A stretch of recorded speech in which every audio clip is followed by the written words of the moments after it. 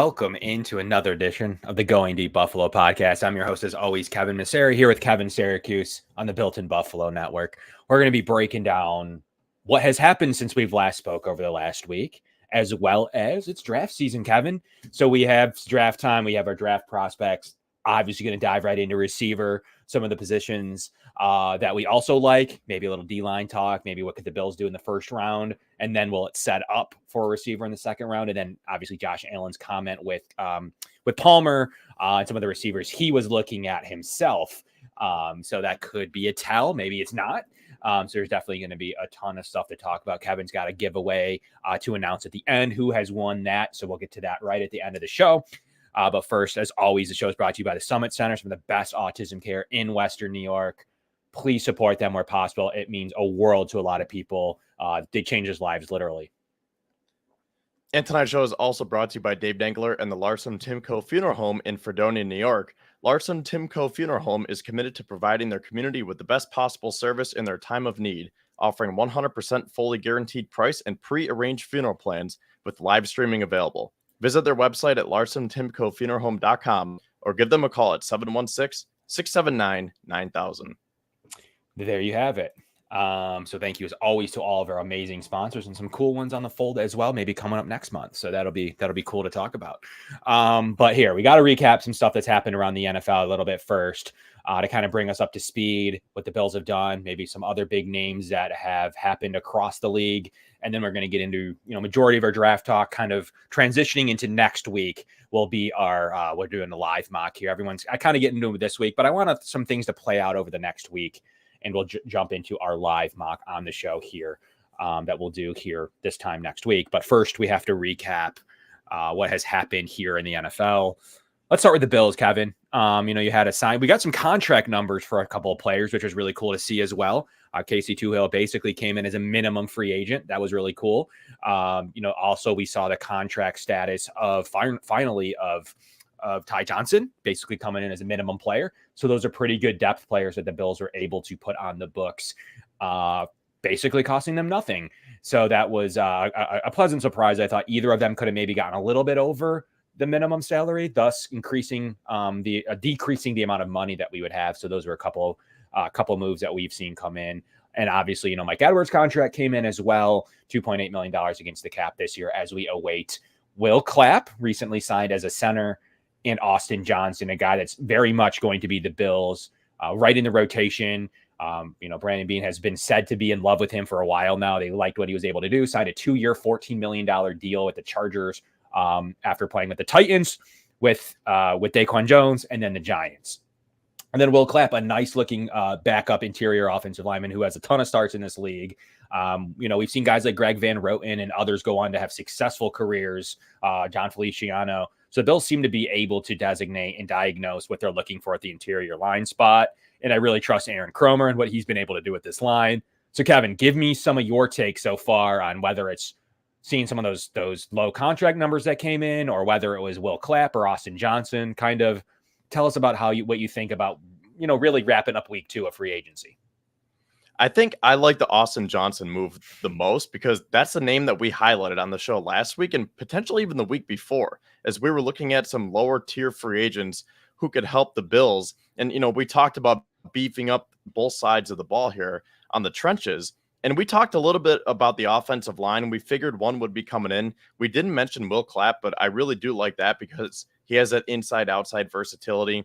He's a veteran. He's smart. And I think that he will provide extra competition for Connor McGovern at center. And I think it reduces the need to draft offensive line early, because we'll be getting into this more, but I think the Bills have done a great job of filling out their needs, because there was a point where you're thinking, actually, you might have even mentioned this last week, Kevin, where you're like, could the Bills potentially draft a center in rounds 1 or 2?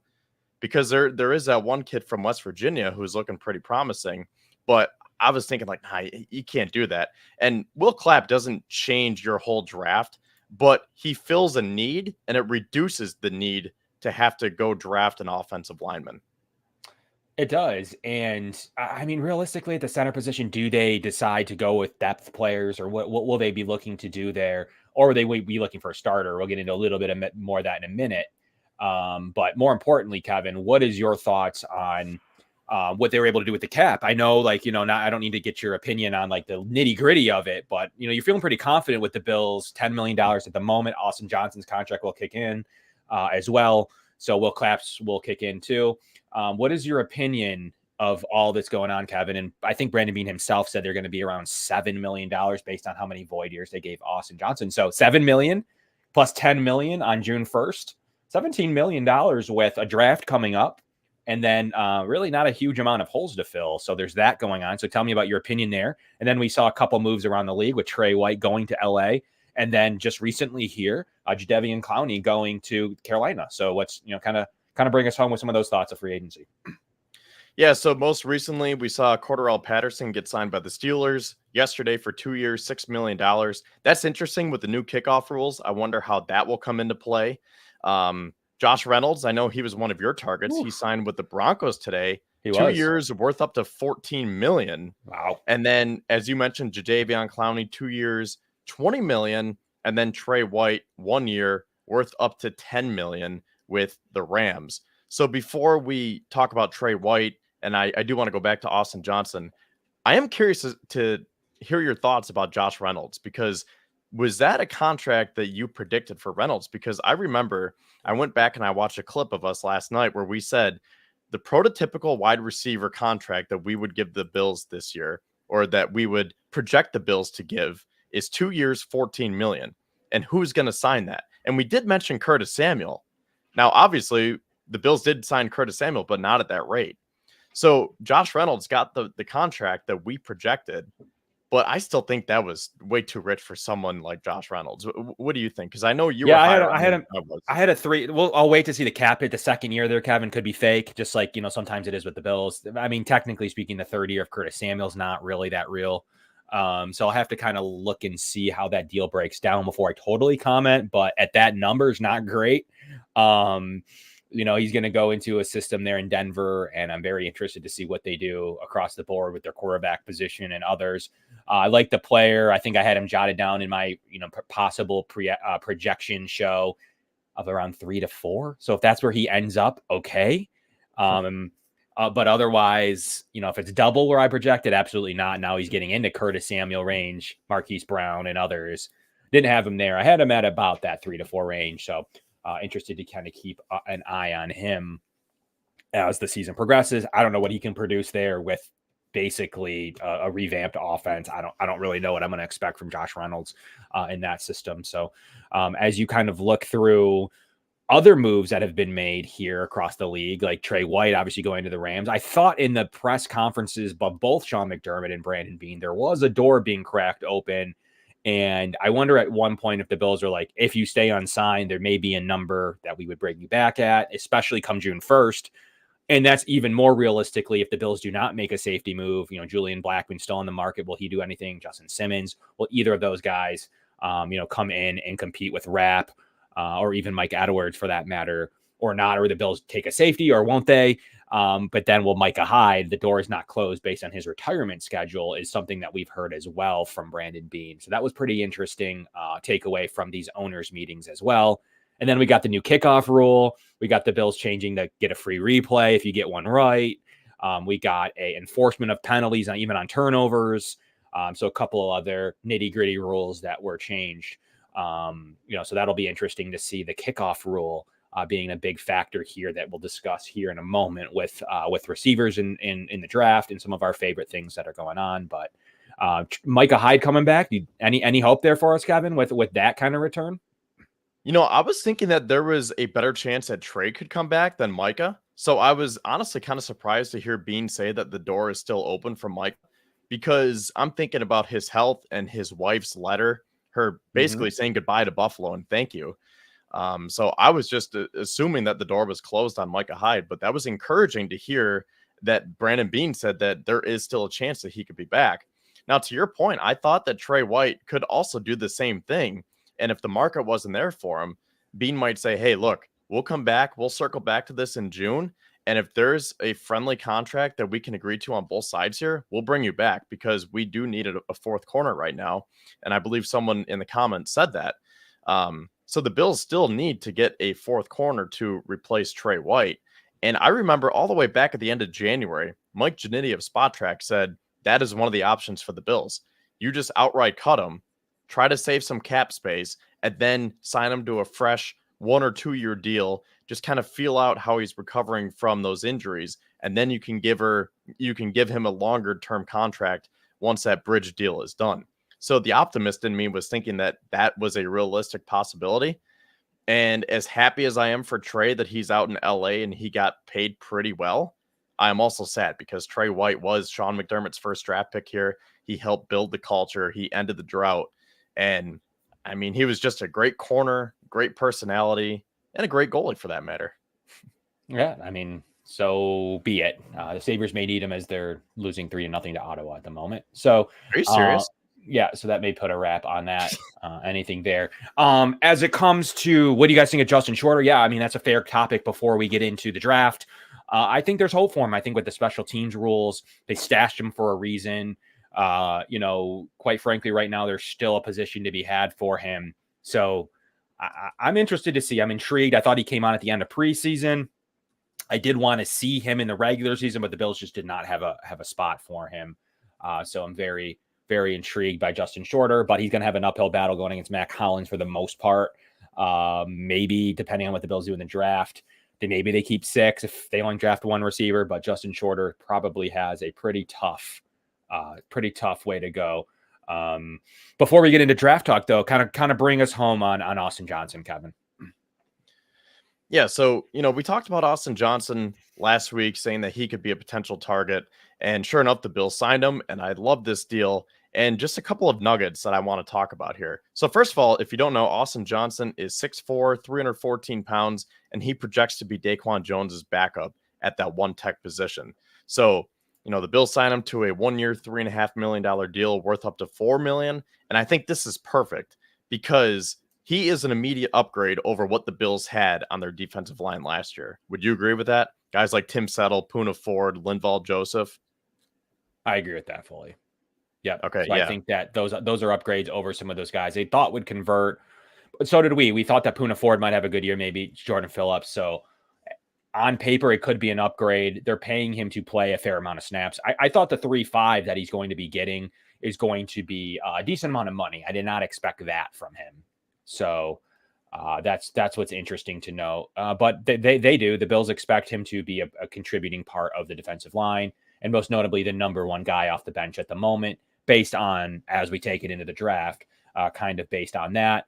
So the compensation formula to kind of wrap up free agency as of right now, the Bills are still getting a 4th and a 5th from Gabe Davis and Leonard Floyd. The Curtis Samuel deal cancels out Dane Jackson on the compensation formula.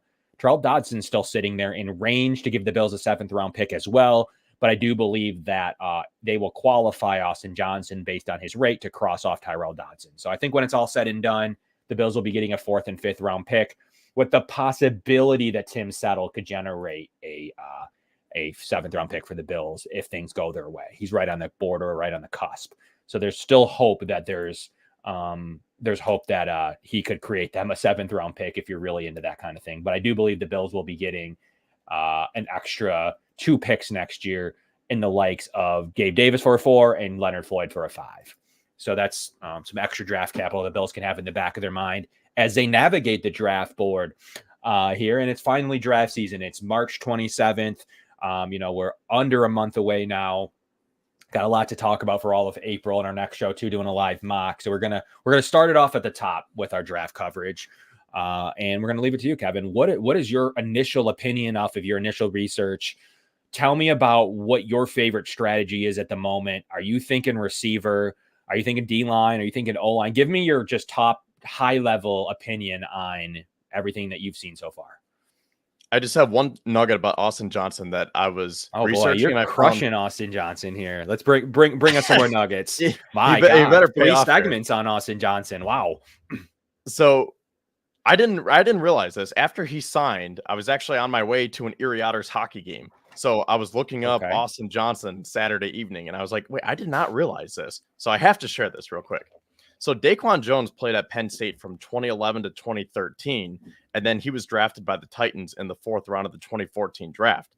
Well, when Daquan was a junior, because he came out after 3 years, Austin Johnson was a freshman.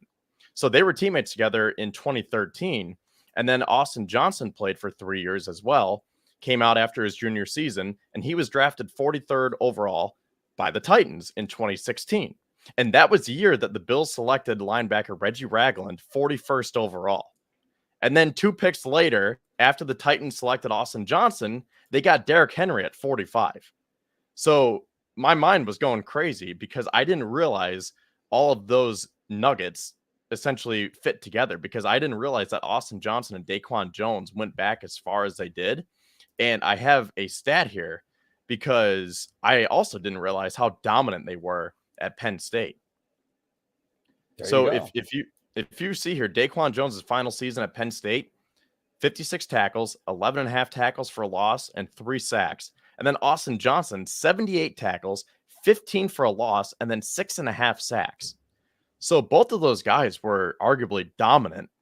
And then they both got drafted by Tennessee, and then they eventually both worked their way onto the Bills. So I am very excited that Austin Johnson is a Buffalo Bill. Yeah, I would say so. There you go. With bringing us stats from 2015. So I would definitely say Kevin is feeling very good about the Bills' third defensive tackle.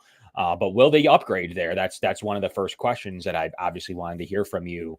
With Austin Johnson, and you mentioned Will Clapp earlier on, will that change the Bills' interior offensive line philosophy? There's 3 players, most notably at the interior spot, the Bills could roll with off of the top of the cuff.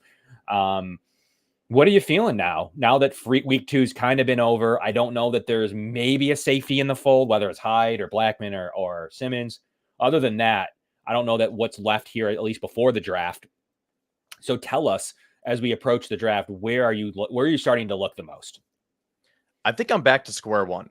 Originally, I said the Bills need to draft a wide receiver in the first round, and then they signed Curtis Samuel. And we're looking at the contract, and you're like, man, $8 million per year for what I thought was a wide receiver 4 or a gadget player. Okay, maybe they're going to draft safety. And then they sign Mike Edwards. And then you say, okay, well, now they're patching that hole. So could they actually draft defensive line? As much as we don't want to see an edge rusher or a defensive tackle. And then they got Austin Johnson to shore that up as well. So I think Brandon Beane has done a great job of filling as many holes as possible, given the budget that he had, as he does every single year. And now we're back to square one, where we need to find that wide receiver 2 with the first pick in the 2024 NFL draft. So I am still on the wide receiver train. After all that, it came around full circle. Even though the Bills signed Curtis Samuel, I still want to go draft that wide receiver. Yeah, that's where I stand. I mean, it's pretty straight up. Like, there's a couple of guys out there that could change my mind, interior and defensive. So we're going to start there, and then we're going to dive into receivers for, I would say, the majority of the remaining portion of the show. Maybe talk about a couple other things, but nothing really that notable as we get into our live mock next week.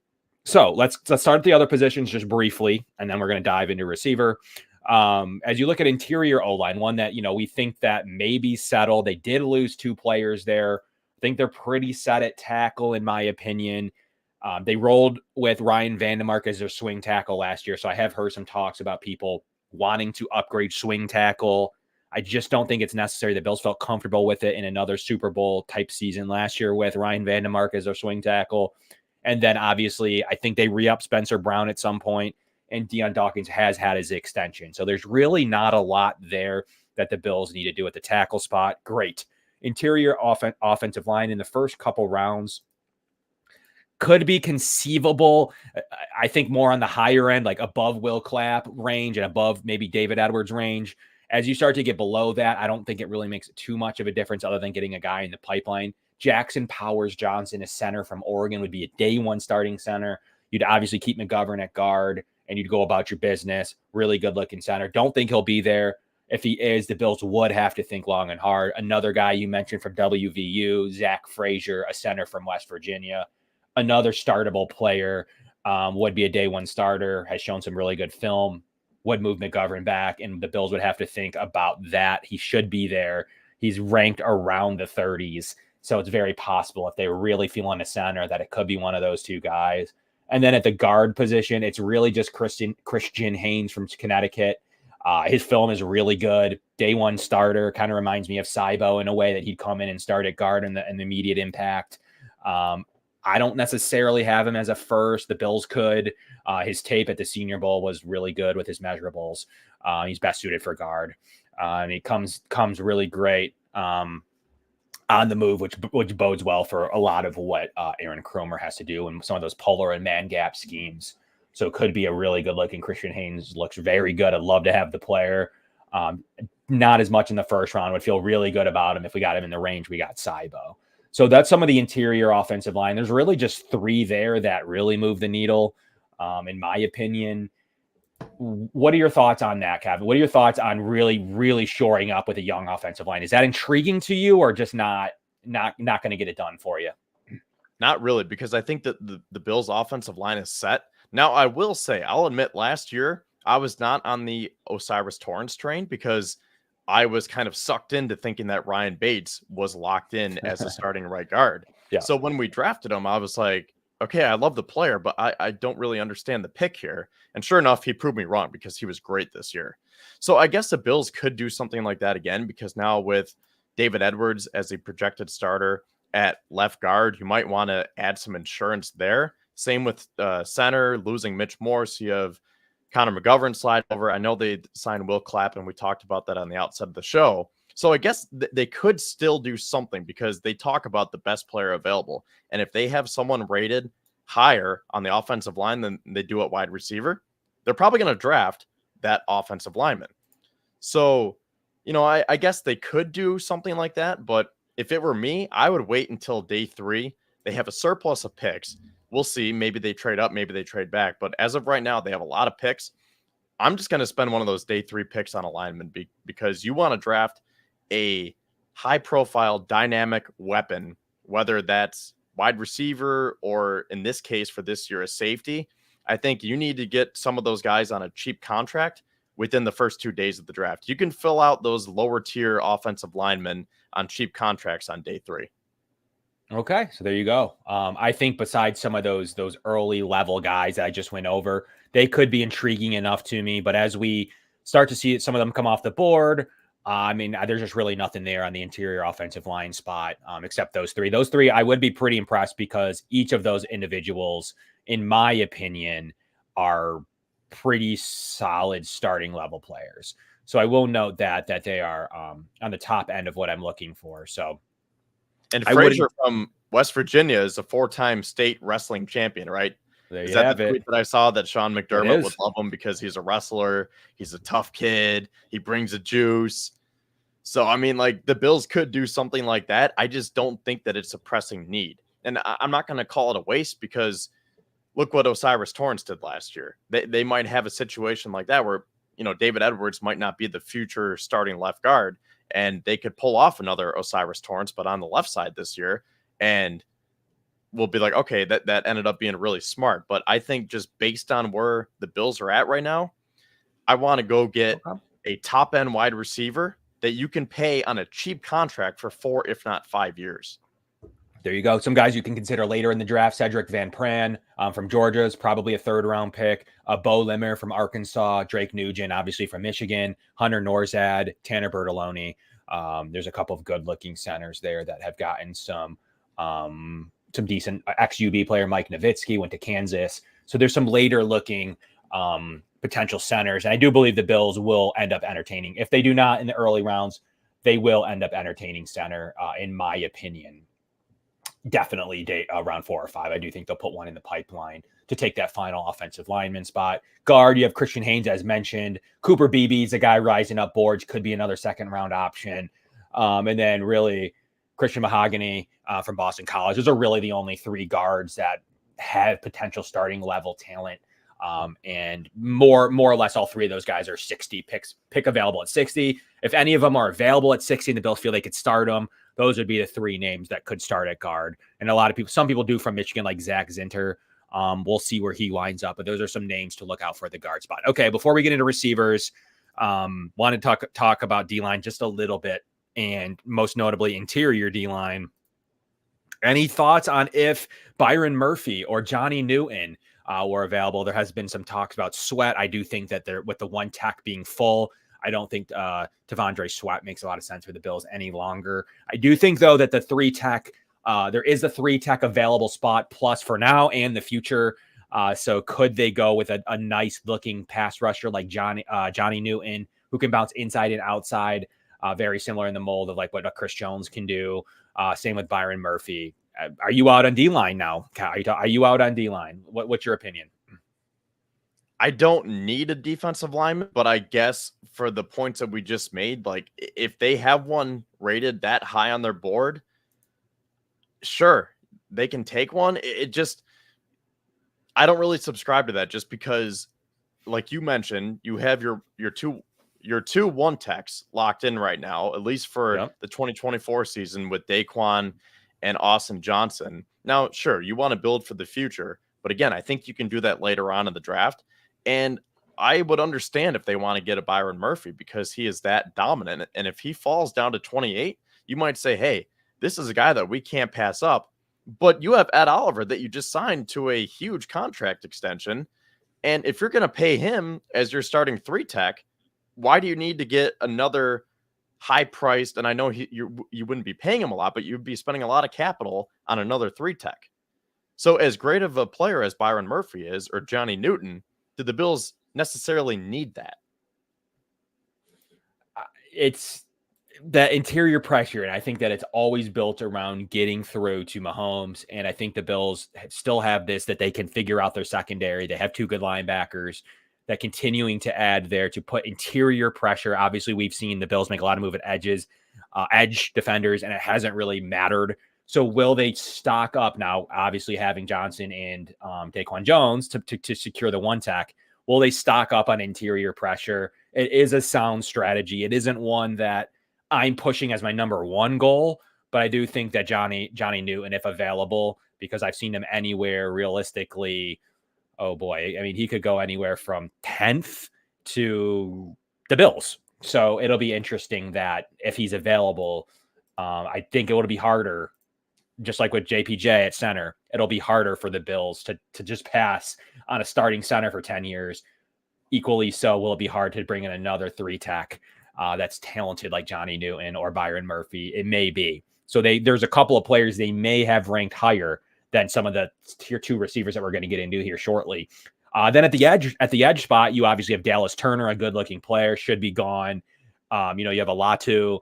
Has been really good out of UCLA. People say he's the most accomplished pass rusher. The Bills would have to really think heavily if he falls. I've seen even some mocks where the Bills trade out for Alatu.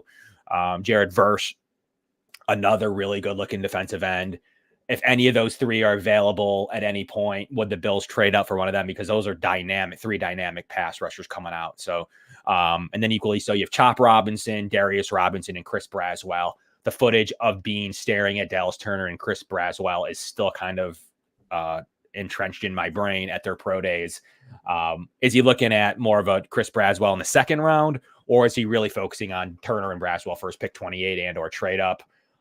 So those are some definite names. And then Marshawn Nealand, a guy like in the 2nd round as well. So those are some D-line names to look out for at the edge spot. Are you through with edge, Cat? We talked about interior. Are you kind of at the same mindset of, you're going to hope for the best with Vaughn? You obviously have Greg. You're bringing back, you're giving Casey Toohill a shot and AJ Epinesa. Are you feeling okay there? Yeah, I feel okay. And I think the Bills do as well. But again, this just comes back to the board because the Bills have done such a good job of filling all those positions where you could say, hey, we can go get an edge rusher if he is ranked that high on our boards. Because if they have one of those guys that you mentioned and he slips down to them at 28, they could seriously take him. Even though I am confident that Von will come back to form, and maybe not the old Von Miller, but I think he still has a lot left to prove. And I think Greg Rousseau is going to be a monster this year. I think AJ Epinesa is going to play really well. And I think Toohill is going to be a guy who's going to be that high motor. He has a lot to prove. And let's not forget about Kingsley Jonathan. So again, if it were me, this is another position where I would address on Saturday in day 3. But if someone slips, the Bills did sign Curtis Samuel. So it's not like there is a gaping hole at wide receiver. That gives them the luxury to say, you know what? We can't pass up on Latu.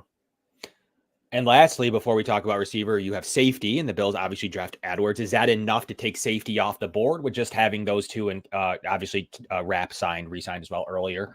and then, Cam Lewis and DeMar Hamlin. Is that enough of a combination to stay away from them in the top 60 picks? So I'm looking at this today, at least from a top 60 perspective. The Bills have 2 picks that should potentially come in and contribute and or start. Right after that, you could draft any. Literally, the Bills could draft from quarterback to punter to, a couple of running backs. It doesn't really matter, but the Bills will not look like a couple of those will not really. They don't matter as you get into day 3. The Bills will do anything on day 3. The Bills have traded around 4th round picks to trade up. They'll they've taken punters in the 5th and 6th round. Kicker. Who both were still in this league. Obviously, they took a kicker from Georgia Southern, who's their current kicker. So the Bills could really do anything on day 3. So for this purposes, we're talking about the 2 picks of starting level caliber that the Bills will bring into this roster. Safety, real quick, though. I don't know that Mike Edwards, especially if they don't go with a Blackman or a Micah Hyde or a Justin Simmons, or really come of the only names left that would start. If they don't go with one of those 3, I don't think safety's off the table. I don't think in the 1st round, but I definitely think it's a high priority in the 2nd round, thus pick 60.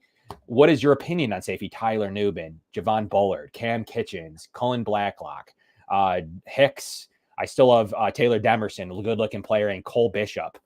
There's a bunch of safeties there that the Bills could entertain at 60. What are you thinking? Because I know you're thinking receiver. Tell me about safety real quick. And then sum it up for me. If we're going receiver that we're going to talk about next, where are you going at 60?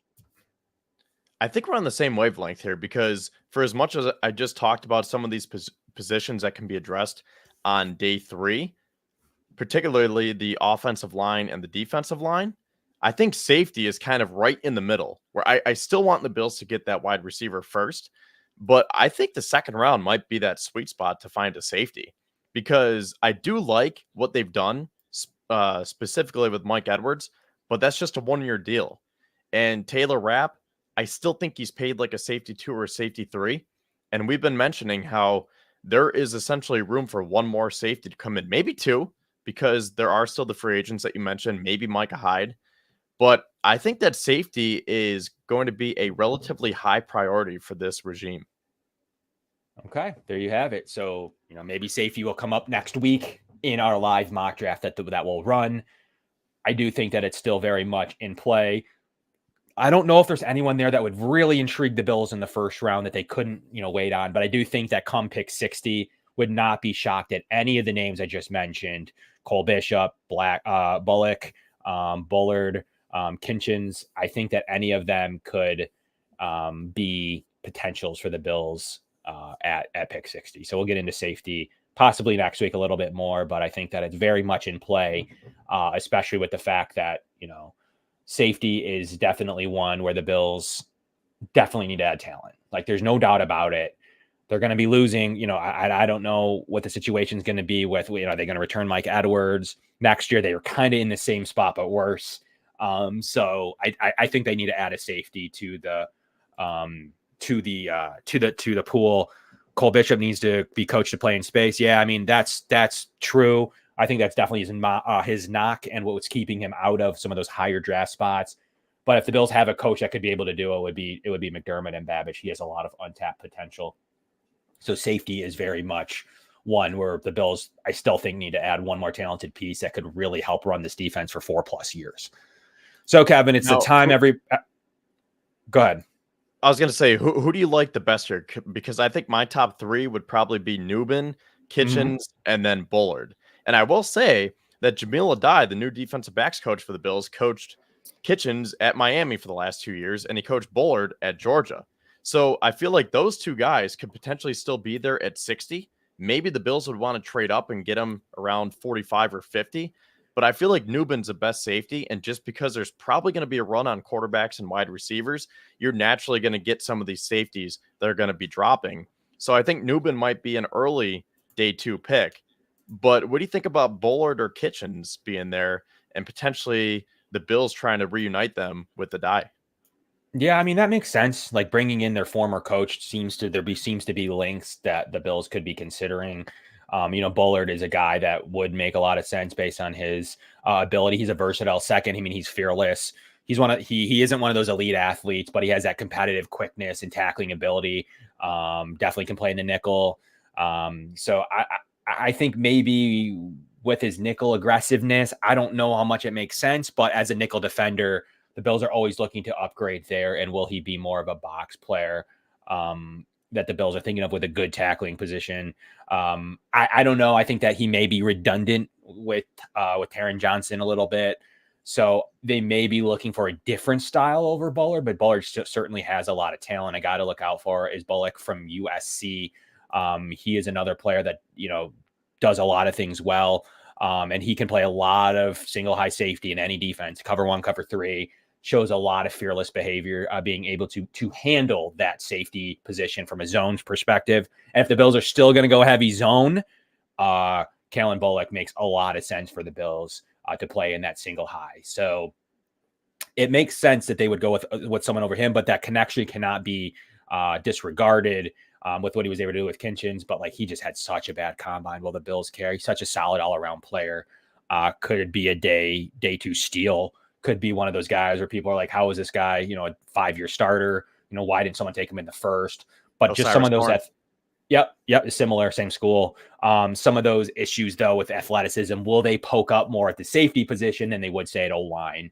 That's kind of what's scary because he is a solid all-around athlete and possesses great ball skills, especially with his ability to intercept passes. Little lighter in size, but definitely a free safety starter. So how would that play with Mike Edwards? That would be a big one to kind of relate to a little bit on that front. And Newbin is a good looking player. He is, like you mentioned, I believe to be the best safety in the class, probably go in the early second. So may not be in the Bills range, but he's got the athleticism. He got the football IQ. He's a run defensive fiend.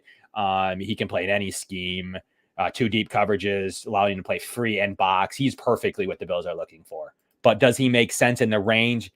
Would he have to be elevated into the first round? Probably, because he's probably one of those guys that's going to go early after the first day. But he's a good-looking player, and one I think would be a 4 to 5 year starter on his initial rookie contract. So, personally speaking, there's a lot to like about the combination of players that are available for the Bills. But I still think I'm liking what I see from Bullock, especially with his ability to play in cover 3, cover 1. So we'll see if the Bills go that route. Or they go a different route like Cole Bishop or a Jaden Hicks. There is definitely some Malik Mustafa, Bo Braid. There's definitely some players there that could jump out to the Bills. And I do think they leave this draft with one of these names we talked about, and think it was definitely worthy of a 5-minute conversation about the safety because they are going to leave with one of those guys. I'm pretty confident of it, whether it's pick 60 or in the 4th round. I don't think it goes later than the 4th round at safety, just like I don't think it does for the receiver position. And it's time to talk about what we both believe to be the Bills' top target, especially after free agency. And the Bills did approach many needs, as you've noted.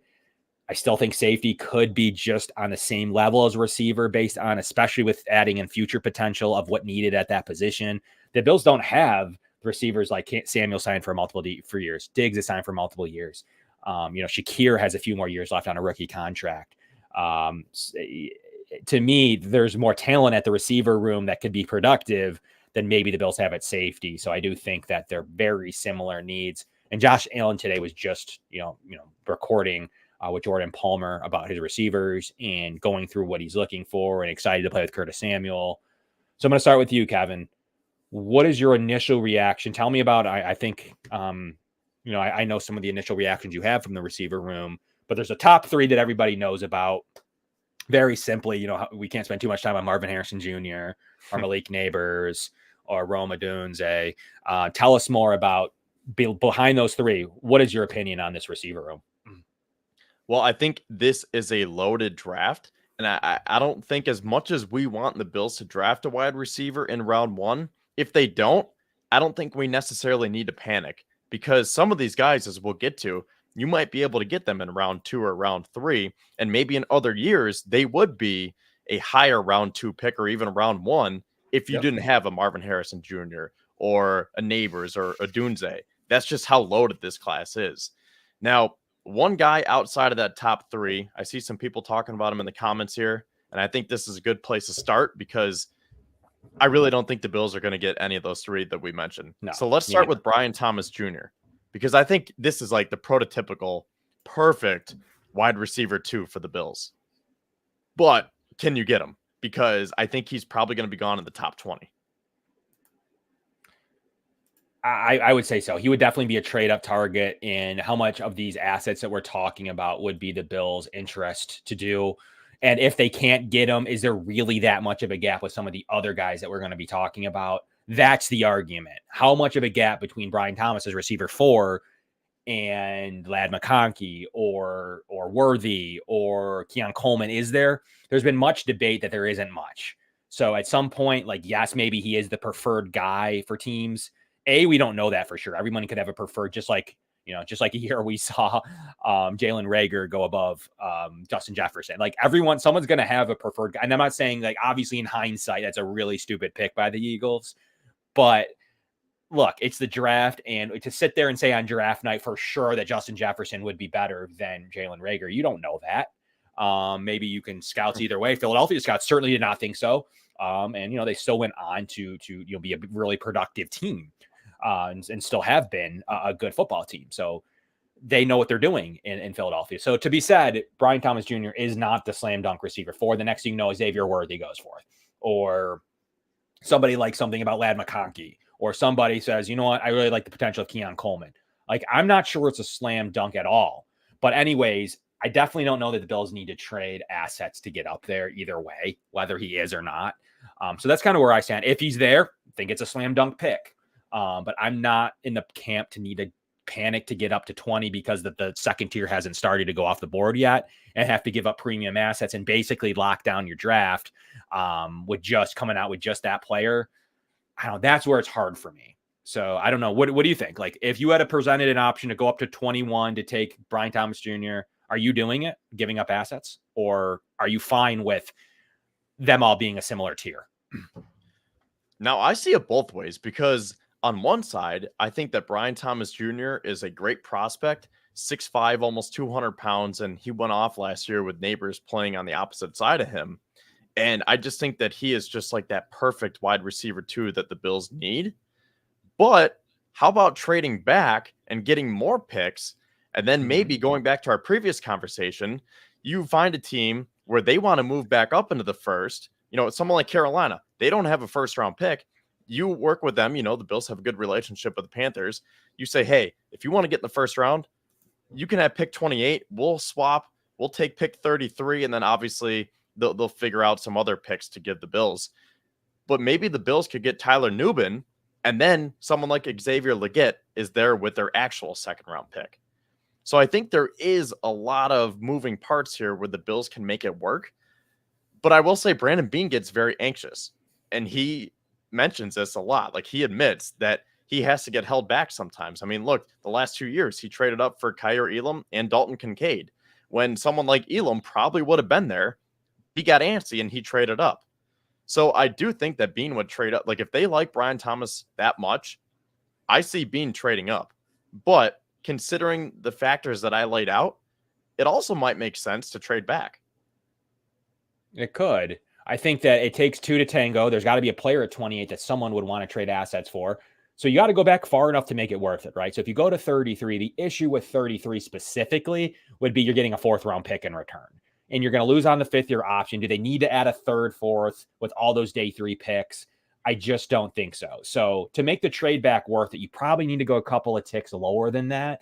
So you're probably more looking in the, maybe the 40 range where Washington picks for their second time. You probably have to drop to 40 to get 40 and 67 to kind of more be in range of what you'd be looking to do. And that's still kind of an overpay by Washington. More you'd be looking at Atlanta at 43. That's probably the range. 43 you would get back in a trade back scenario, and 74. So if Atlanta, for some reason, using Atlanta as an example, if Atlanta for some reason wanted to come back up, that's pretty much on par with what it would cost. So you'd have to move to 43. So to trade back, would you be okay going to 43? Because that would net you that 3rd round pick you're looking for. Well, the other part of it that I was thinking of was the Bills could trade back and then use that extra ammo to move back up and get their third round pick back that they don't have anymore. So I think that, again, there are a lot of moving parts here where it wouldn't just be a simple trade back. You would be doing it to not only trade back, but then to trade back up later on in the draft. Yeah, I mean, it's possible if, like, let's say the Carolina example again, 33 and 101, which is a top pick in the 4th round. You could conceivably make an argument, but the Bills really utilize that fifth year option to negotiate contracts, whether it was Deion Dawkins. They didn't have one for him, and they probably would have liked one, but what they're going to need to use it with Greg Rousseau. They use it with Ed Oliver. So it's going to be Bean always uses that to get himself a better second contract. So that's where it gets tricky, and they're definitely going to need it on somebody like Dalton Kincaid, for instance. That's going to be a very useful weapon to have in his negotiations in a few years down the road. So is that worth trading to get pick 101? I'm not there with that. But if somebody's desperate, I'm absolutely for trading back. But Brandon Beane gets antsy. He's notoriously said, if Kyer wasn't there, I would have traded back. If Greg Rousseau wasn't there, I would have traded back. Well, if Dalton Kincaid wasn't there, I would have traded back. And at some point, yes, the exception is interesting. I don't know that he has shown he could do it. He hasn't shown any interest in wanting to trade back, and he is into adding the best premium asset that he can add in this draft. So trading back makes sense, and then you could kind of combo it, but I do think you would have to move back a little bit further because you wouldn't be guaranteed, even if you got that 4th round pick, to be able to come back up into a equitable range that would make sense for the Bills. So we're talking about receiver still. We talked a little bit about Brian Thomas to kind of wrap him up as one of the best tier 2 players that would be on the board. Interesting player. He's smooth. I mean, he makes really good long strides and gets to his top speed because he's pretty good vertically. He's a willing blocker, which the Bills would be looking for. He definitely improved that footwork and release that he needed to fix in 2023. He doesn't have a lot of. We talk about this press thing, right? Doesn't have a lot of experience with what he saw in LSU. Everybody likes to knock Gabe Davis for that catch percentage, and that's definitely one that wasn't great. 2023 was better. I don't seem to care about, but didn't care about it for Gabe either, is that catch number, but it is something where he doesn't come down with a lot of his targets. And he's definitely not a rat guy. He does not make you miss after the catch. So that is definitely one of his biggest things. And that's one of the biggest things the Bills talk about. So I don't know that I love the player. I can connect the dots with, on his scouting report, not being a quote unquote make you miss player. So definitely will be a top 40 pick, but will he be the 4th receiver? It's an interesting conundrum as a team like the Bills really harp on Rack, or are they fulfilled with Rack with Curtis Samuel? That will be what we'll have to see. And can a team truly unlock the kind of threat that he is going forward? So he'll be an interesting key to the puzzle. I'm not sure he's going to be the Bills' number 1 target, but could be wrong. I don't think they'll trade out for him, though. Let's move it on to the next couple players, the next tier of guys that are in Brian Thomas Jr.'s range. We're going to start with Adonai Mitchell. So kind of tell me what your opinion is on what you've been able to look up with AD Mitchell. Any takeaways that you see from him? Fluid, fast route runner, got a really good quick release off the line, got that shoulder dip, knows how to get open deep. But there's definitely he could do a little bit better attacking the ball in the air. He's got, he's had some weird quotes at the combine. The body language and effort has been questioned. If that's a thing, has to be seen, but definitely as a receiver 1, receiver 2, and people are saying could be T. Higgins. So what are your thoughts on that, Kevin? Well, I think the biggest thing that sticks out when I look at Adonai Mitchell is the fact that he admitted that he takes plays off. Right. And with that can come some lazy route running. And I think the Bills are trying to find a crisp route runner who does have those separation abilities and can get yards after the catch, because that's one of the things with Gabe Davis that they were lacking, where, Gabe wasn't the best at separating. And if you're getting someone who admits that he's lazy, I don't know if he fits into what the Bills are trying to build here. It's an interesting situation. I'm sure it'll all come down to personal one-on-one interviews anyways, and those group interviews, the Bills will really dive into what he meant and exactly kind of some of the comments about practice or route running or plays off or whatever that may be. Doesn't seem to fit. I don't know who that would fit, though. So it isn't even just like a Bills type of situation, but definitely has some really good looking film. That the route running looks crisp. Definitely looks like a player that can contribute like T. Higgins did. He could improve a little bit more. You could attack the ball when the ball's in the air a little bit better. So that's something that's scary if it's me, but he makes a tough matchup with that 6'4" size and what he's been able to do. And he began his career at Georgia. Many people don't know that, where he won back-to-back national championships, especially with that quick release. He has that steady quick release, man. He gets open. But that's what the positives of him are. And is so fluid in that change of direction, reminding me of like a Diggs and Stevie Johnson, kind of just being able to get open like that. And he was a touchdown machine. Ultimately kind of has those pros of Gabe Davis too, of being able to get in the end zone. But will he improve with the ball in the air with some of those kind of issues? That remains to be seen, but definitely blew up the combine. Everybody saw what he was able to do. Pretty much entrenched himself as a first round pick. So that's going to be, obviously has what everybody's looking for in the RAS score from Mitchell, in his 9.41 with the with that pretty fast 40 time that he ran. It actually caught me off guard between him and Worthy running the 4.21. It was pretty impressive. And he's a 4.98 RAS, which is pretty impressive with the 4.34 40. He ran the 2.53 20-yard split. Speaks to his ability to get open, and it shows it on film and with his testing. And that vert is 39, and his broad jump's 11. So like he does things you're looking for out of the receiver position. Just needs to attack the ball a little bit better. But where do you land on AD Mitchell? Would you take him at 28? I don't know. That I got to do a little bit more research on him. So, okay.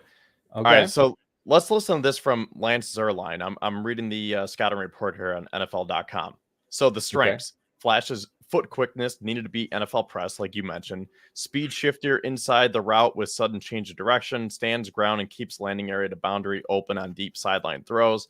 Ridiculous catch web, already using the NFL 2-foot drop near boundaries, patient long ball tracker, and noted jump ball winner, able to break tackles and fall forward for positive yak. But now the weaknesses: intensity can fluctuate from game to game, allows smaller players into his space to contest catches, cradle catcher who fights footballs when catching with his hands, needs to keep routes on time with better efficiency and finish, and doesn't play with aggression or sustain when asked to run block. And that's another aspect that we're trying to replace here with Gabe Davis, because we know that the Bills coveted his run blocking abilities. So I just don't know if he fits what the Bills are looking for here. And oddly enough, as Stanton mentioned in the comments here, the comp to him is George Pickens. And George Pickens probably has one of the worst attitudes for NFL wide receivers. Now, it's important to note his quarterbacks compared to Josh Allen. So I think Mitchell would naturally be happier playing with Josh Allen than someone like a Mitch Trubisky. And actually, Mitch is the Bills QB2. No offense to Mitch, but that's what Pickens was complaining about in Pittsburgh. Guys like Kenny Pickett, Mitch Trubisky. So I think that Mitchell would naturally be happier with Josh Allen, but those traits are concerning. Yeah, they are. I don't know where BTJ or Adonai Mitchell really stand with the Bills. I don't see the fit, but Brandon Beane's Brandon Beane. Like, I've never seen a receiver he drafts in the first 3 rounds, so I'm not really sure what he's thinking when it comes to a young player. So to me, it does not seem like that's the fit. However, they're both talented players. I would be ecstatic because they both do things really well. I think that they're looking for a different style of receiver, in my opinion, right? And we're going to get into some of them now that the Bills could go this way. I just, believe it or not, the receivers that are technically 4 and 5 on most boards, I'm not sure where the Bills stand. Meaning the Bills could feel pretty comfortable staying at 28 and maybe getting the guy that may fit their needs better. Bringing us to our kind of the next set of receivers that you want to talk about here today. So that's what's kind of interesting about the second tier, is that maybe the Bills are feeling good about where they stand in the draft, being able to not need to maneuver because maybe they'll think that somebody will go with Thomas Jr. and Mitchell, and they may have another receiver that's ranked higher. So let's get into some of those guys now.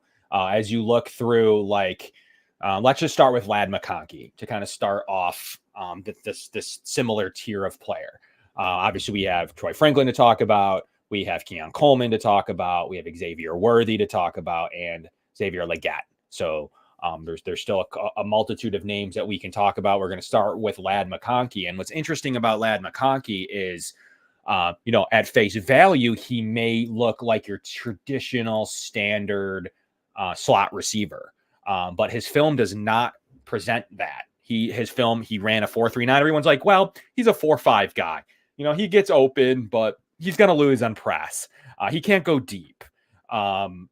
Most people did not expect McConkey to be an jump ball receiver, but he's reminiscent of a player who plays outside with that long speed that many people didn't know that he had. People just assumed that he had that devastating quickness, and he's a strong blocker for his size. So those are some of the initial reactions. He has that NFL level quickness.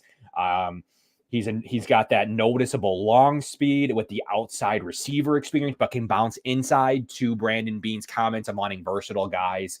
He's got that impactful yak and rack that the Bills are looking for. He's a very willing blocking with super good fundamentals. And he's really good in condensed formations on short yardage plays. He's dominant where the Bills also succeed. So really negatives being 6 foot, similar to Diggs, that limited catch radius. Obviously he's 6 foot, but he's so quick that he's able to be super effective. And I've watched him fight off press coverage, and being able to bounce him inside and outside is very, very, very intriguing for what you can do with him with that quickness.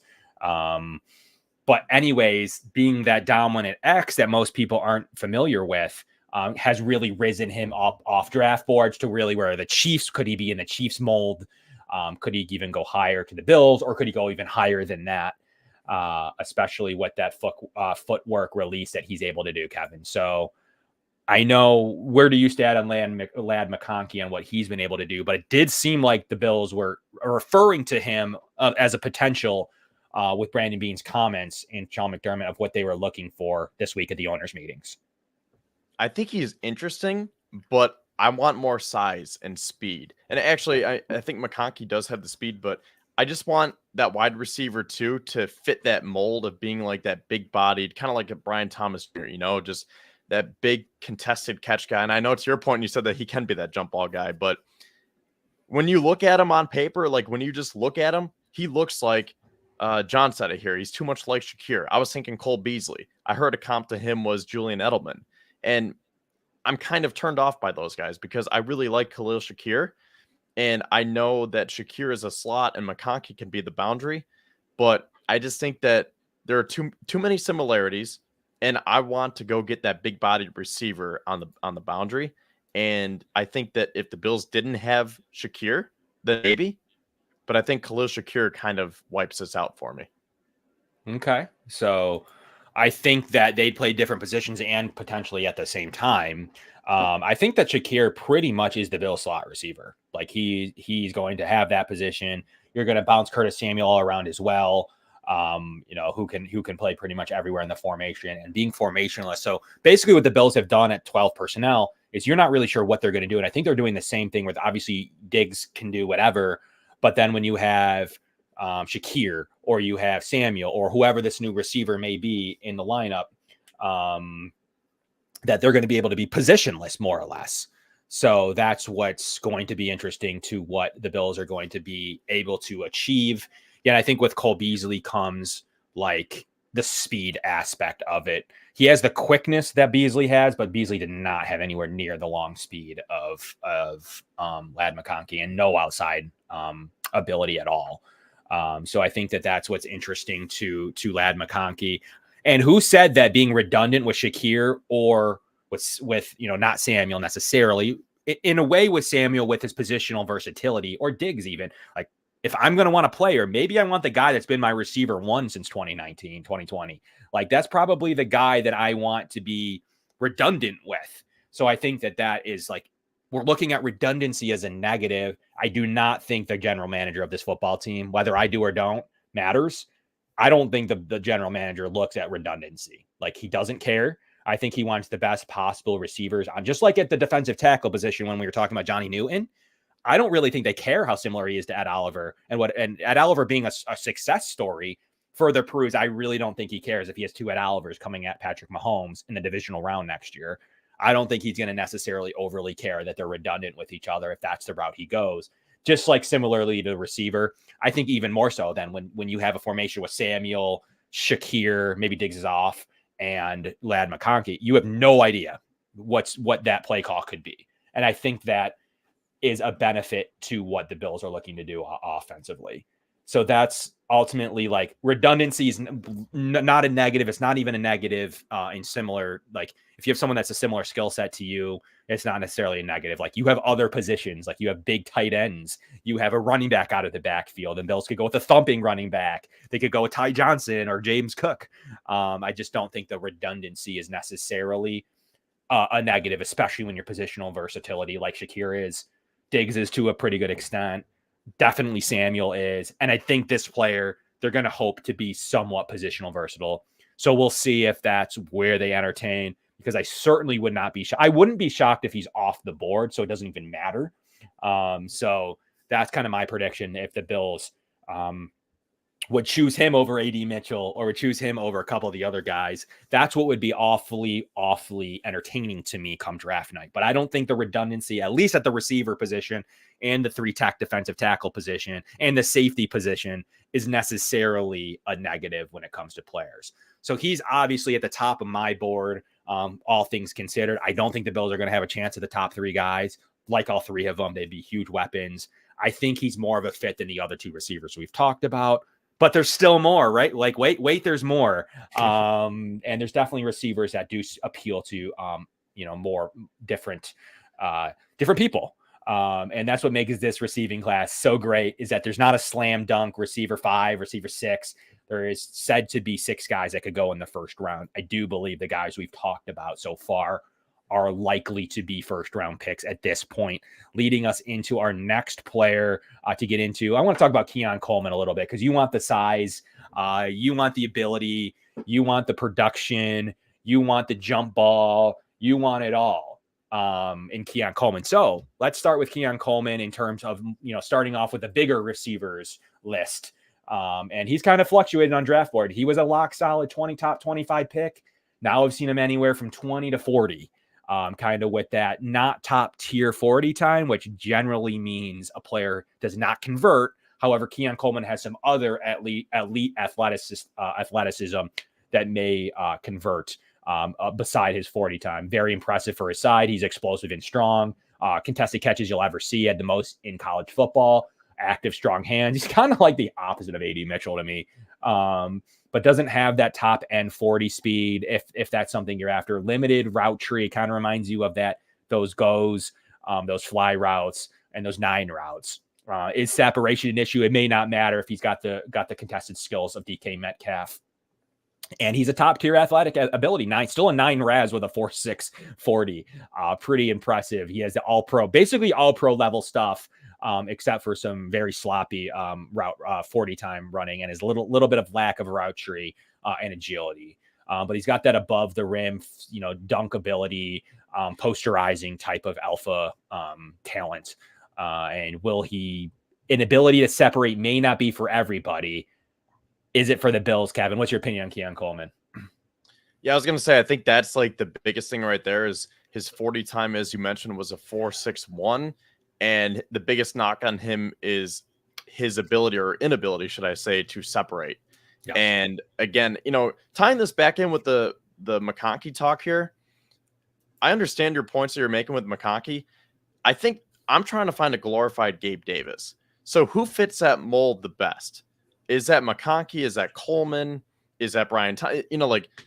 This is a guy who I want to be able to win the contested catches. I want him to be that wide receiver 2 and eventually take over as wide receiver 1. Obviously, I want him to, have good hands, good route running, be able to separate, have good speed. So who is the most well-rounded? And, I do like McConkey, but that's where I'm falling short on him, because I just don't know if he is the most complete based on like what I want in a wide receiver 2. And like Coleman too, I think he presents a lot, but is he necessarily well-rounded? it's just hard because there are so many prospects, but you want to find like the perfect niche and like you want to make sure that they can do everything. And it's hard because like you can obviously find strengths and weaknesses on all these players. You go on NFL.com, they have different sections with all their strengths and weaknesses. So naturally, you're going to read stuff and you're going to watch stuff and you're going to get turned off. But then there's going to be a lot that's going to turn you on. So I think Coleman's another interesting one. I need to warm up to him a little bit more. Okay, I agree with you. Like, I like Keon Coleman, and he is one of the best. I'm a stat guy, and I'm not trying to the separation ability does not speak to the Bills. So then I was like, all right, whatever. He does everything else well. Then it was the 40 time. It's historically like beside like Anquan Bolden, there's like been like zero. There's some minor successes in like Tim Patrick, who's never healthy, but there's been some minor successes. But outside of that, it's not good. And Keon Coleman does have the potential to break it with his other athleticism and abilities. The difference is like everyone's like, look at DK Metcalf and what he's able to do. I'm like, well, DK Metcalf like tested off the charts, didn't do anything in college, didn't really throw the ball a ton, and had that elite athleticism, like for sure. Kind of more similar to, I guess maybe more similar to like AD Mitchell in that regards of his testing but like he didn't do anything in college. So you had to kind of put the production aside and still draft DK Metcalf. But if you look at it from a perspective of a couple of things that the Bills may not like, I just don't see Keon Coleman being their style. So far, I've said that I don't think Keon Coleman is, I don't think AD Mitchell is, and I don't think BTJ is. BTJ is probably the most of those three, but would cost the most. The top three, any of those would work. So, we're not going to include them. But I think the next slew of receivers so Ladd McConkey and the next slew of receivers would all be fits. Let's get into some of them now. But as always, the show is brought to you by Summit. Please smash that like button below. That helps us so much. And Larson-Timko Funeral Home and Dave Dengler. We appreciate all of our sponsors. But if you smash that like button, it really helps us a lot. And it helps us do things like giveaways that Kevin's going to announce here after our receiver segment and some of our wrap-up thoughts here shortly. But let's get into guys that Kevin may be at the top more of his list, as McConkey was mine. Let's start talking about Troy Franklin, another player that the Bills have done private workouts with. The Bills have seemingly been very interested in with his ability and his route tree. That looks pretty nice. What do you like about Troy Franklin, Kevin? Is he a guy that's on your board? Would you be happy with him? Is he a guy you're hoping is there at 60?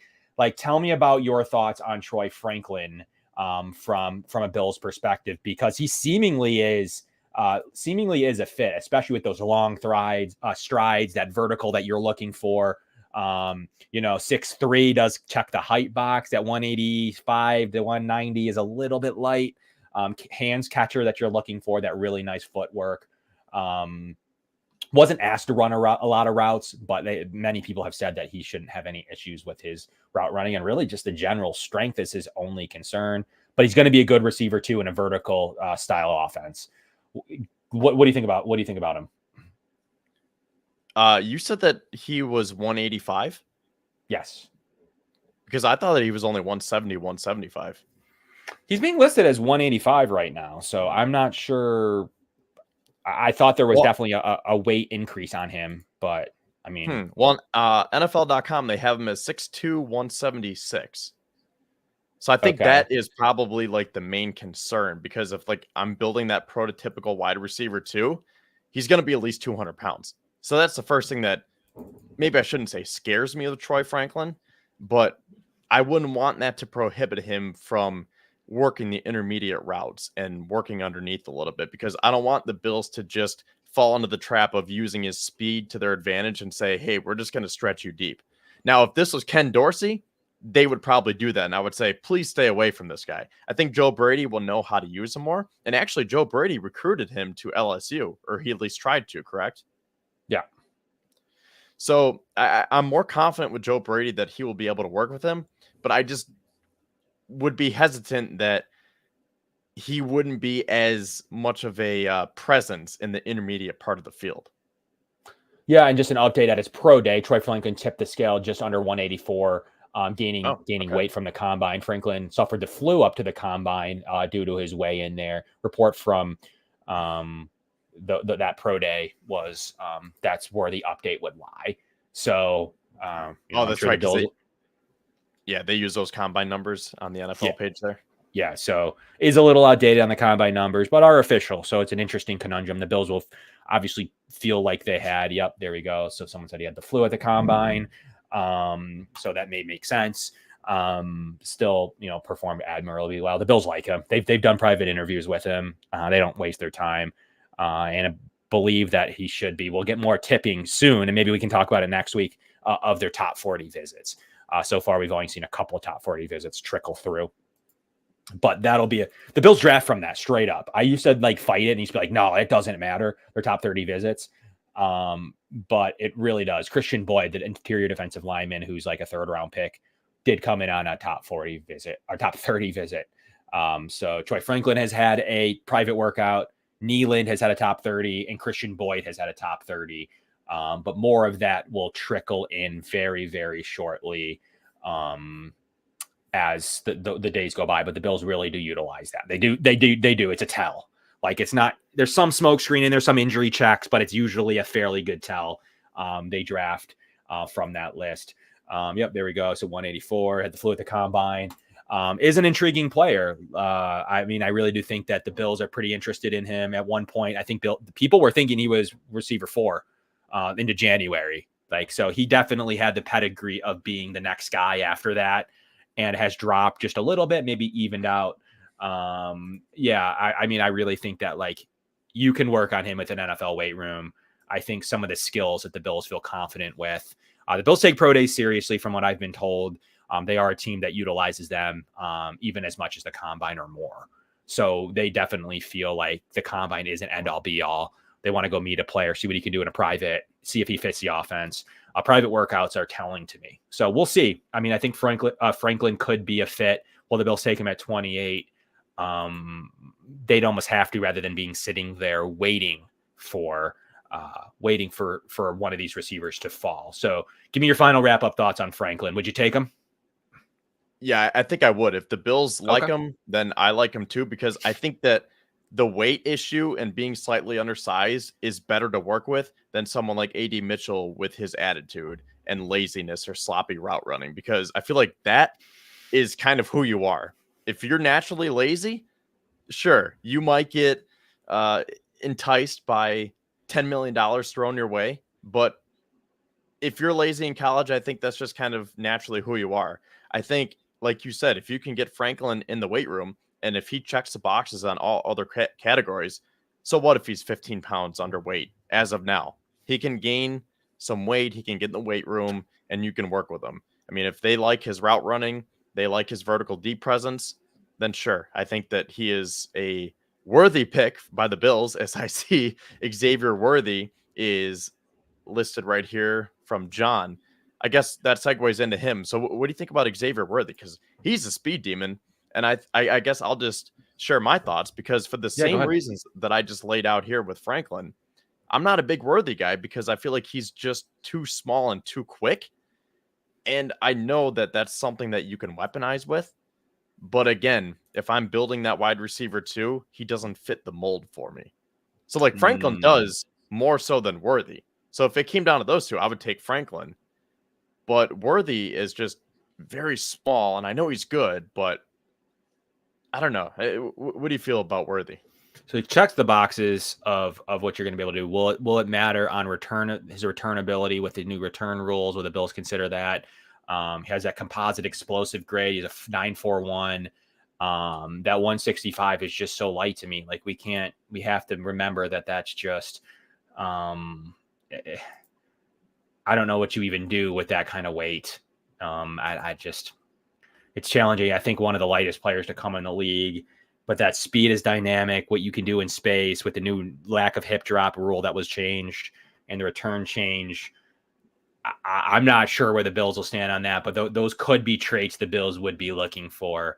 I wouldn't be shocked if, he's the pick. And I'm assuming that he would fit extremely well in a Chiefs style offense. He has to be identified in all pre-snap situations due to how easily he can take it to a house. He can be a pretty productive receiver too. So that's with that deep speed. Talk about redundancy. Is he redundant with a Curtis Samuel? That may be a difference maker. But really, where he excels is his ability to separate. not tiny. He's not like 5'8", 165. He does have that height, around 6 foot. Also has the ability to lacks of drop. So one of the charts that I saw recently too across the league was, his ability to not drop passes and separate. He's one of the tops of the list with Ladd McConkey. So I can't sit here and say the Bills want Ladd McConkey and then ignore Worthy, even though I don't personally love him. But that speed with the new rule changes, it wouldn't shock me if the Bills, with what I know, would be interested in them just because of that pre-snap he needs to be accounted for. He owns every record, a lot of records in Texas. He's not just a sprinter. He's got good footwork and acceleration, 1-cut burst, and that vert speed. It's that play strength again. So if I'm sitting here saying they're going to be interested in McConkey or they might like Franklin, can't ignore Worthy, even if he is or isn't the style that I'd be looking for. But he's got that elite vertical threat ability, elite explosiveness, good deep tracking ability, can adjust to where the ball goes, lightning quick footwork, and an efficient route runner, especially at high speeds. Can he separate against physical coverage? Remains to be seen. Can he get locked up against good press coverage guys? Does he use his hands to fight off defenders? And then the strength issue. So, it's tough for me to say that he's going to have an issue. But as everyone, like we said about Franklin, a guy can easily gain 15 to 20 pounds. The Bills could be more interested in Worthy than we want to admit. It could be an electric combination, and the Bills could see fit with that positionless, versatile ability that he possesses and return game and rack. And it just makes sense to me, even if he is or isn't my favorite guy I've ever seen in the world. So the fit fits. And I do have to make, kind of count for that. And he has a bunch of wide snaps too. So 294 snaps out wide out of his 491. He's pretty much played a pretty good gamut of wide snaps, and has 25 career touchdowns. Checks the Bills, Kevin. Honestly, he checks the boxes beside the height, full height category of checking off every other thing. So it's tough for me to be disappointed in him. But the Bills could be pretty interested, especially with keeping away from some other the playoff teams that are behind the Bills. So we'll see how that all plays out. Leading us into our next guy, Xavier Legette. I believe a guy you really enjoy. A couple other people in the chat. Does seem to have his fans amongst draft Twitter and draft world in general. Seems to have a fair amount of talent. I believe is a second round pick, but I could be proven wrong. Got that 22 miles per hour on a play. He's dominant contested catch receiver, creates yards after catch. He's good against man coverage, huge catch radius, mentality to attack the ball. Josh Allen mentioned him today. Does not have great footwork off the line of scrimmage. His route tree is pretty limited. And there's definitely been some concerns against him against zone coverage and being able to find that, thus speaking to the route tree. So kick me off. What's your thoughts on Legette? You know what? I think this one might be one of my favorite prospects for the Bills, and I think he might make the most sense. And I'll save my reasonings for why towards the end of this segment, but you kind of hit the nail on the head right there. Like, he does a little bit of everything. The one concern, though, we talked about concerns. Well, he seems pretty well-rounded, where he can do a lot of the stuff. Like, he's big, he's strong, he's physical, he can block, but he's raw. Because he had a lot of unproductive years in South Carolina, and he finally popped off his senior year. So that is going to be the main question right there. Can you get enough out of him? Can you develop him enough? The production's scary to me. I never like a one-year production guy. It's usually true at most positions for me. So that always jumps out as a negative. Like, the Bills play a lot of cover two against a lot of cover two shell. How does that amount to what the Bills are looking for? Will that play a factor in it all? I think it really could. The Bills need players that can get open against cover two shells. Maybe they feel comfortable with what Samuel can do in that situation. Obviously had the good vert and the good broad jump. Still heighted in at 6'1". So I'm not going to sit here and call him huge. 6'1" flat. 221. He's not that much taller than the others. So ultimately, like, the concerns against zone, the ability to struggle with his route tree and the lack of production beside 1 year. Does have return ability, could play a role into his game. So it's going to definitely be a pretty tough decision when the Bills are looking at Leggett, but was mentioned in the category as the tier 2 guy with Josh Allen, their quarterback. Will the Bills even care what he has to say? I think they do. How much remains to still be seen. But that kind of rounds out that tier of player. There's a couple other guys I really like. Another guy at the top of the list is a slot player, though, in Malik Washington, a guy that can return. So he's going to get a boost there. A guy that can beat zone and press. A guy that has been historically good with production. Malik Washington's a guy I love. The Bills are set at the slot receiver positions, 5'8", 194. So he's going to come in that smaller mold, but is just as super good. Doesn't drop anything. He separates. He literally checks all the boxes. He could be redundant now with Curtis Samuel. However, love to get my hands on him if the Bills somehow double dipped. But I think he's going to impress and increase into that third round range like Tank Dell did last year. But Malik Washington is a super solid looking round 3, round 4 draft choice. And just quite frankly, checks every box of somebody looking for a 10-year slot receiver. We'll see his name around the NFL, in my opinion, with that vert and broad jump that he has as well, and a pretty fast 40 time. So he's able to pretty much check every box as well, except the height box. A couple other names to just briefly look out for. Ricky Pearsall, definitely is super good. I think he translates to the slot as well. I don't know how interested the Bills will be there, but they could shock us with what kind of position they're looking for here. Jalen Polk, another guy from Washington who has tested really well. Roman Wilson, Jermaine Burton, Malachi Corley, a couple other receivers with Johnny Wilson and Malik Washington that kind of start to be in that tier 3. And we can get into some of those deeper players at the receiver room in future shows. Bills don't really have that third round pick right now. Most of those guys all of them will be gone most likely before their fourth round picks. And I don't think they double dip anymore. Unfortunately, they may take a guy later to compete with shorter, more in the mold of like 6th round guy. But as far as this discussion goes, I am kind of keeping it to that tier 2 because I think that's where they go. But Roman Wilson is considered in that tier 2. He's a super good player, just as a pure slot. So I don't know where the Bills are going to consider these slots, Kevin. Like, I don't know what they're going to do because Roman Wilson's a really good football player. So do they care? Like, do they care as much as we do? I don't know, especially if they can consider Curtis Samuel on the boundary more than we do. So, I mean, it remained, and then Khalil Shakir.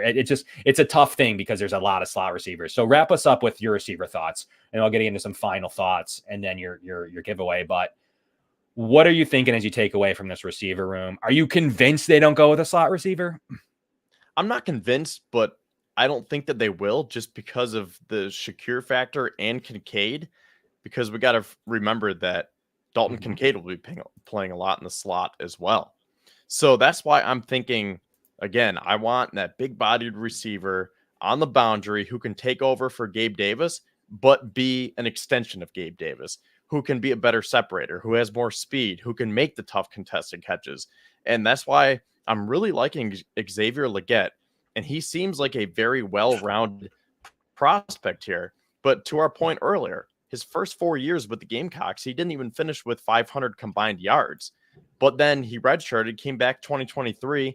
He had 71 catches for 1,255 yards and 7 touchdowns. And I think this could be a high character guy that the Bills would covet. And I saw someone mention that in the comments, and I agree with that. It just seems like Leggett could be a Bills type of player. But the one thing, as I just mentioned, is that he's raw. But here's the thing that I want to point out. We don't necessarily need this wide receiver to be that productive this year. We would love him to be, right? Like, we want this guy, as I just mentioned, to be that glorified Gabe Davis, but we also have to think about the future. And even if Leggett isn't as polished, because I think if the Bills draft him, he is going to make plays. I'm not trying to say that he's going to be on the bench and it's going to be a total disaster. I'm just saying he's not going to reach his ceiling until a few years from now. And that could work twofold, because that way it doesn't rush Stephon Diggs out of town. Because the more time that it takes to develop Leggett, the more time you're going to have Diggs. And those two might coincide where by the time Leggett is ready to be that wide receiver one in the NFL, Stephon Diggs' contract is going to be up. So that's why I'm really starting to lean towards Leggett as being that potential wide receiver one of the Bills, but where he starts as that wide receiver two. And again, the Bills still have Curtis Samuel, who can do a little bit of everything to help soften that. Couple of last minute names too. Luke McCaffrey, former quarterback, NFL pedigree. Yep. Has likelihood to be a competitive and decent football player in this league. Let me make one final push for my guy, Roman Wilson. Don't know that he stylistically fits just due to the slot, but he in a different receiver class, he'd be a first round pick. He brings that NFL level speed, determination, catch point, blocking. His tape shows a super player that anybody would love to have. It just speaks Bills to me. I don't know about the 6 foot 192 does do everything well. Reminds me of a Robert Woods. It's going to be tough for me to consider them not being high on Roman Wilson, even though I don't necessarily see a fit at the moment. It may be tough for them to especially if some of those other guys fly off the board. And maybe they do go a different way in the first round. Roman Wilson's a day one contributor. He's going to be good in this league for sure. Played at the highest level, won the national championship. Just too much talent, too much pedigree, too much yak ability, all the things, literally all the things that Brandon Beane talks about. I have to bring him up. And it would be a super fit in Buffalo. We're just stockpiling slots then at this point. But Roman Wilson is a very solid, good football player. And that he's going to be good for a football team in this just period. But he does take a majority of his slot snaps and reminds me more of Shakir. He reminds me more of Shakir than Ladd McConkey with his snap shares. But in 2021, did play most of his snaps out wide. Can the Bills say that his coverage against man coverage is super good? His yards per route ran is 2.68. His yards after the catch, average depth of target. He does things that are really productive for a team.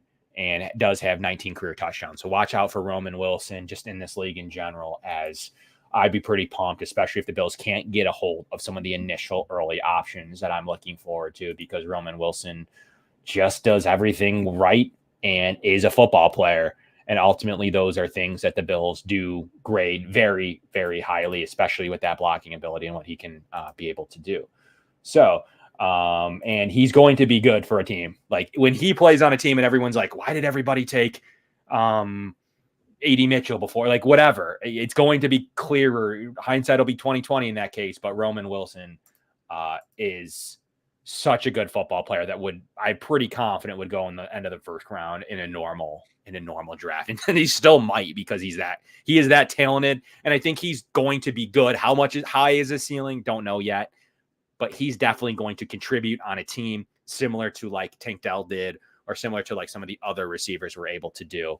But he is a guy I'm high on. Him and Malik Washington are guys I think will convert. I don't know if the Bills would be interested in either of those two players. But it will come down to that. But Kevin, wrap us up. Give us your final thoughts. I'm going to ask you a question, and then you can tell us anything else you feel. What are the Bills doing as of today on March 27th? Give me what are they doing at pick in the first round, and then what are they doing at pick 60 in the second round as well? What's your best reaction right now as everything summed up, and give us some of your takeaways? Well, right now it's still a little bit early to say exactly what they're going to do, because I don't want to lock in and say the Bills are definitely going to take a wide receiver at 28, because Beane does get antsy, and I think it is very valid to assume that he will trade up. But for all the factors that we laid out tonight, I think you could make a case that he'll trade back. So I'm going to leave it in general right now and say that the first two picks for the Bills will be a wide receiver and a safety. Okay.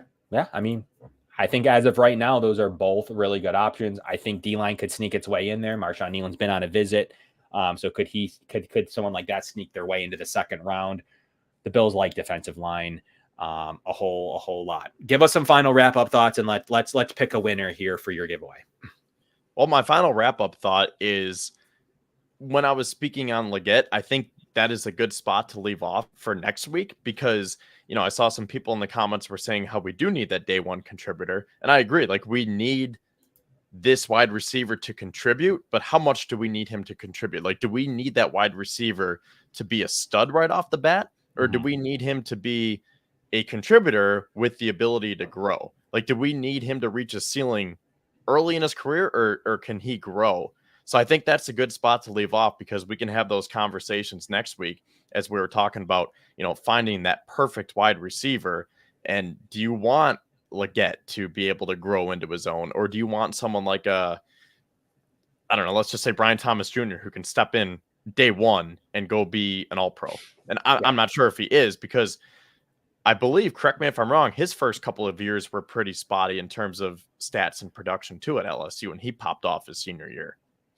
So it's just it's very difficult to try to find like that perfect wide receiver prospect to put on your team. But that's what makes it fun for us, right? And gives us a mock draft season next week. Hopefully we'll get some top 30 visits. I think that's pretty telling for me. I do think the Bills have historically drafted from the top 30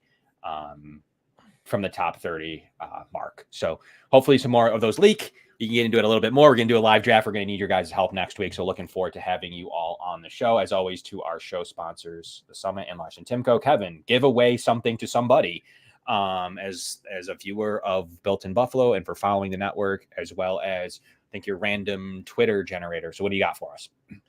So I kind of teased this last week, and if you saw on my Twitter, it is a throwback Terrell Owens jersey with the 50th anniversary AFL sticker on there.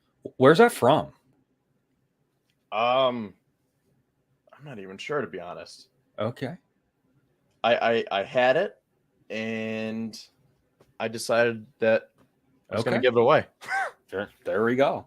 But anyways, yeah, so it's T.O. As we know, he was a stud here in Buffalo, and I did the random generator, and the winner is, drumroll, Jason Humbert, a fan of the show and a fan of the network as well.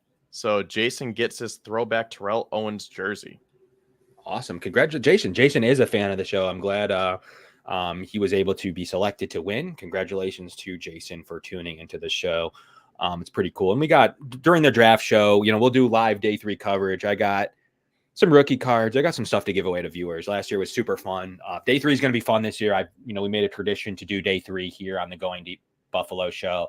Done it every year now for a while. We've had 0 picks in years past at points. We've had like Justin Shorter, and that was it. We saw Khalil Shakir get drafted here on the show and got live reactions out of that.